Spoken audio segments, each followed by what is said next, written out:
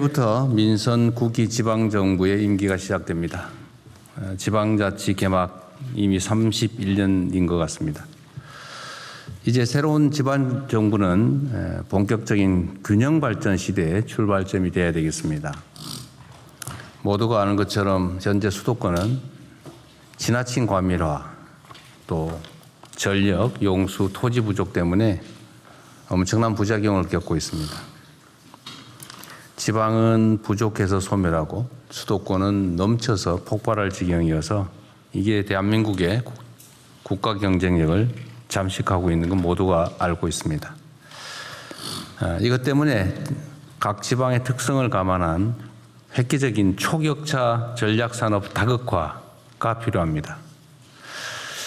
이는 수도권을 위해서도 또 대한민국 국가 전체를 위해서도 반드시 가야 할 길입니다. 이런 측면에서 어제 발표한 대한민국 대도약 3대 메가 프로젝트는 차별과 배제, 불균형을 낳는 수도권 1급 체제를 극복하는 것인 동시에 전국이 고르게 성장 기회를 누리는 모두의 성장 시대를 여는 핵심 열쇠입니다. 무엇보다 대한민국의 더 큰 도약을 위해 담대한 결단을 내려준 기업인 여러분, 다시 한번 감사드립니다. 해외가 아닌 조국의 미래를 선택한 여러분의 결정이 틀린 결정이 되지 않도록 우리 대한민국 정부가 적극적으로 뒷받침하겠다는 약속을 다시 한번 드립니다. 정부의 각 부처는 지방정부와 긴밀한 협력을 바탕으로 이 큰 결단을 해준 기업들의 투자 활동에 조금의 어려움이 없도록 선제적이고 전폭적인 지원을 아끼지 말아 주십시오. 아울러 정치권의 대승적인 협조도 당부드립니다. 대한민국의 미래를 위해 사활을 걸고 도전에 나선 기업들의 그리고 정부의 노력에 힘을 합쳐 주시기를 부탁드립니다.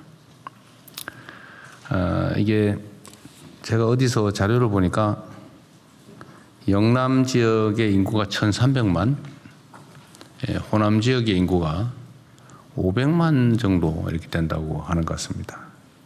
해방 이후에는 호남 지역 인구가 훨씬 더 많았다고 해요. 근데 어쨌든 다 지나간 과거의 일이긴 하지만 현실의 결과에 남아있기도 한 아픈 과거인데 영호남 차별이 있었던 건 분명한 사실입니다. 그렇다고 그걸 어거지로 교정할 수는 없었는데 마침 이 새로운 환경이 그 불균형을 조금이나마 완화할 수 있는 그런 상황이 됐습니다.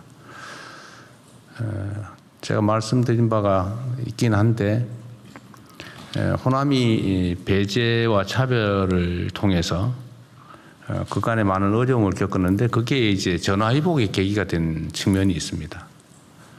장기간 방치되고 개발해서 소외되면서 오히려 용수나 전력 또는 용지, 토지가 잘 관리된 측면이 있습니다. 보존된 측면이 있죠. 근데 지금은 첨단 산업, 그중에 특히 반도체 관련 산업은 전력과 용수가 이제 그리고 토지가 가장 중요한 요소가 됐습니다. 이제 수도권에서는 더 이상 전력 용수를 구할 수가 없는 상태죠. 지금 계획하고 있는 것도 감당하기 어려운 상황입니다. 특단의 조치를 해야 될 상황인데 때마침 AI의 열풍 때문에 대규모 투자가 필요한 상황이 됐고 마침 또 여력이 있는 공간이 호남이었기 때문에 이런 결정에 이를 수 있었다라는 점을 말씀드립니다. 이걸 가지고 지역 차별 운운하는 경우도 있긴 한 것 같은데 지금 요 사안 자체만 보면 호남 지역에 투자가 조금 많은 게 사실이긴 하죠. 그러나 역사적으로 누적된 투자량을 비교한다면 그야말로 조족지열에 불과하다라는 점을 모두 이해해 주시기 바랍니다. 이게 모두 대한민국의 전체적인 발전 또 대한민국의 미래가 걸린 국토 균형 발전을 위한 매우 다행스러운 결과다 라고 이해해 주시면 좋겠습니다. 중동 전쟁 종전 상황이 우여곡절을 겪고 있긴 한데 이런 초유의 복합 위기 속에서도 우리 대한민국은 큰 혼란 없이 슬기롭게 위기를 견뎌내고 있습니다. 물론 지금 이번에 위기 상황에서 많은 국민들께서 어려움을 겪고 계십니다. 그러나 그 어려움은 모두가 겪는 것이기도 하고 또 그 어려움을 최소화하기 위한 우리의 노력도 약간의 효과가 있어서 더 큰 고통을 겪지 않고 잘 견뎌내고 있다 이런 말씀을 드립니다. 다 국민 여러분의 협조 덕분입니다. 호르무즈 해협에 우리 선박 중에 사정이 있어서 나올 수 없는 두 척을 빼고 모든 선박들이 어느 나라보다 빠르게 해협을 다 빠져나왔습니다. 지금 한 척은 지금 빠져나오는 중인데 위험 지역은 거의 벗어났다고 합니다. 이 모두 정부를 믿고 힘을 모아주신 국민 여러분의 덕분이고 또 해수부, 외교부, 국정원 이런 관련 부처 공무원들이 참으로 애쓴 결과입니다. 다시 한번 감사드리고요. 그런데 아직 위기가 끝나지 않았습니다. 이 종전이 이루어진다 해도 세계 경제가 완전히 정상화되려면 상당한 시일이 소요될 것으로 봅니다. 이제는 단기적인 대응은 물론이고 중장기 차원에서 보다 효율적이고 집중적인 위기 관리가 필요하겠습니다. 상시적이고 체계적인 대처를 위해서 앞으로는 내각을 중심으로 비상대응 체제를 더 확실히 해주시기를 부탁드립니다.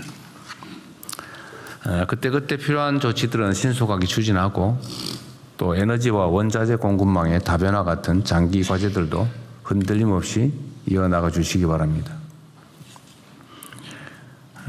약간 소소한 문제라고 보여지긴 한데 이것도 쉬운 일은 아니어서 한 말씀 드리겠습니다.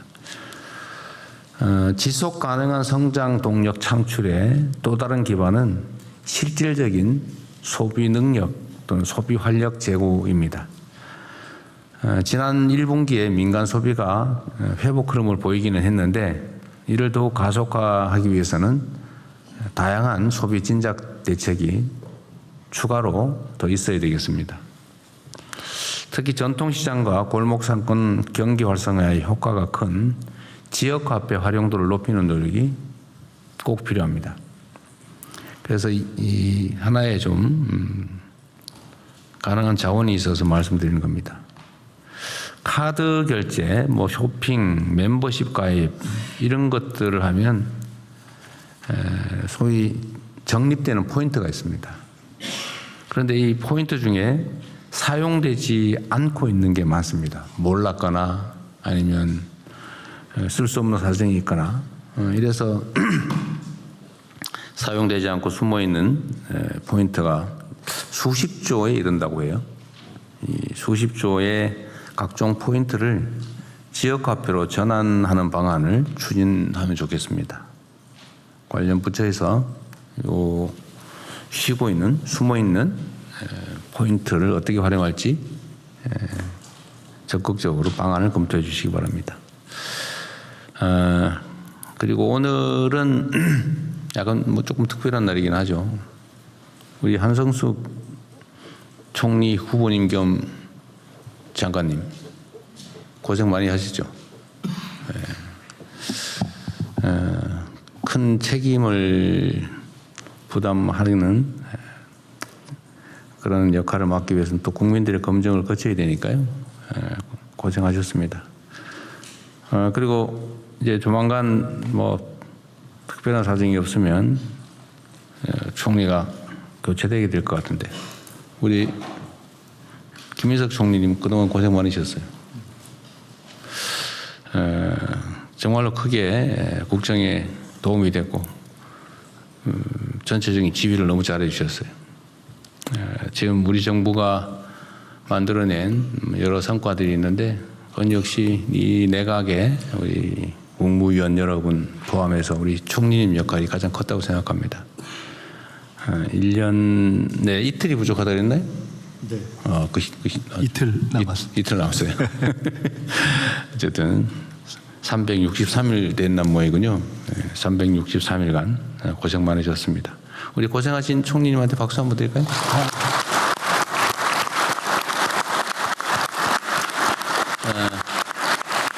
이제 사회를 다시 또 넘겨드릴 건데 본격적으로 회의를 시작하기 전에 한 말씀 하시고 시작하는 게 나을까요? 끝나고 하는 게 나을까요? 미리 하시는 게 낫지 않을까요? 예, 그렇게 하십시오. 네. 감사합니다. 국민 여러분들께서 만들어주신 정부에서 대통령님을 모시고 또 우리 국무위원 여러분들과 함께 첫 1년 동안 일할 수 있어서 정말 영광이었습니다. 계엄을 경고하고 내란과 싸우다가 사실 정부에까지 들어와서 일하게 된 거는 사실 크게 정말 감사한 그런 일이었습니다. 국민 여러분들께서는 못 믿으실 텐데 지난 1년 동안 국무위원 회식을 한 번도 못했습니다. 제가 아쉬우신 모양인데 대통령님께 몇 번 아니 저희가 회식을 한 번도 못했는데요 이렇게 말씀드렸더니 그거 참 뉴스고 괜찮네요 이러시죠. 그러고 회식을 하자는 말씀을 회의만 너무 많이 안 하셨습니다. 그럴 정도로 정말 바쁘게 달려왔고 점심도 뭐 제때 저희가 먹지 못하고 이렇게 쭉 국무회의를 해온 그런 연속이었습니다. 저로서도 참 보람 있는 일들이 많았습니다. 에이펙을 성공적으로 치러내고 글로벌 AI 허브 유치하고 의대생들 복귀 또 행정부 내란 청산 자살 감소 광주 전남 통합에서 어제 우리 대기업들이 대대적인 지방 투자를 결정하는 과정에 이르는 등등의 과정과 성과에 다 큰 보람을 느낍니다. 청년의 삶 해결이라든가 저희 정부가 해결해야 될 그런 여러 가지 문제들이 남아 있는데 그것은 국회와 당으로 돌아가서 또 계속하겠습니다. 제가 오늘 특별히 꼭 한 말씀 드리고 싶은 것이 있습니다. 20년 후면 해방 100년입니다.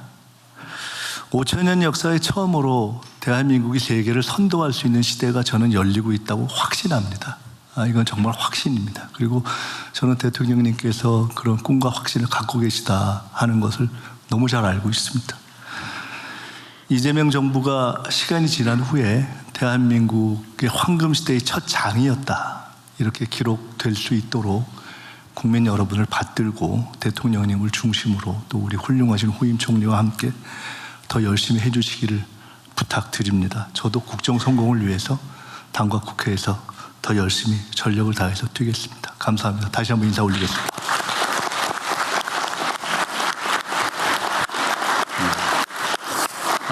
총리께서 뭐 많은 일들을 잘 해내셨는데 제가 높이 평가하고 싶은 특별한 사안이 하나 있습니다. 그게 자살자 감소예요. 총리께서 어쨌든 총괄 책임을 지고 여러 국무위원들 또 다른 처청까지 다들 했었는데 지방정부까지 하여튼 올 연초 통계부터 보면 어쨌든 월간 수백 단위로 자살자가 줄었습니다. 참 자살이란 말 입에 내기가 참 그런데 어쨌든 우리 정부가 목표하는 여러 가지가 있지만 국민의 목숨을 살리는 정부가 되겠다 이런 말씀 가끔 드리는데 연간 15,000명 가까운 자살자들이 생겨나고 있잖아요.